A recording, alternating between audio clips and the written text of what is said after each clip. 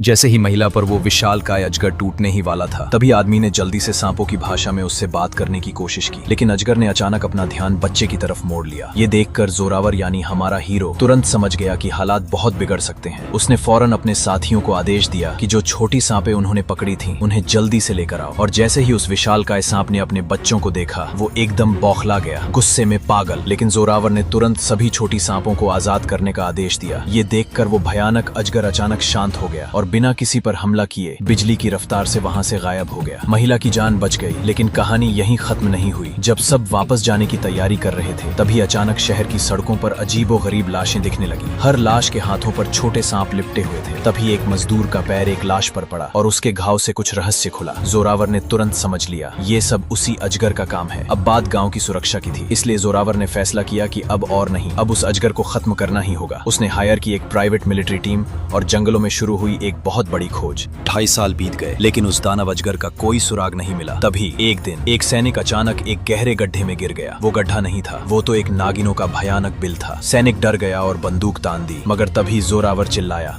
नहीं, इस जमीन पर सांपों को मारना मना है। पर अफसोस, उसकी बात खत्म भी नहीं हुई थी कि एक दूसरा सैनिक सीधा बम फेंक देता है और एक ही पल में पूरा सांपों का घोंसला जलकर राख हो गया। और यहीं से शुरू हुआ असली कहर। असली अजगर का लोकेशन अब सबको पता चल गया। जैसे ही वो दैत्य सामने आया, सबने मिलकर गोलियां बरसानी शुरू कर दी। अजगर को वो लोग तो मार देते हैं, लेकिन असल खतरा तो अभी बाकी था। अचानक सामने आती है एक इंसानी शरीर वाली मगर सांप की पूंछ वाली भयानक नागिन। उसे देखकर सबके होश उड़ गए। पल भर में उसने आधे सैनिकों को मौत के घाट उतार दिया। लेकिन तभी जोरावर ने चालाकी से एक जादुई रस्सी फेंकी और नागिन को जकड़ लिया। और ये मौका देखते ही एक लंबे बालों वाला बहादुर आदमी डर्ट से भरे चाकू से नागिन पर हमला कर देता है, जिसमें था मजबूत बेहोशी वाला जहर। नागिन तड़पती है, चीखती है और आखिरकार बेहोश होकर गिर जाती है। उन्होंने नागिन को पकड़कर जेल में डाल दिया।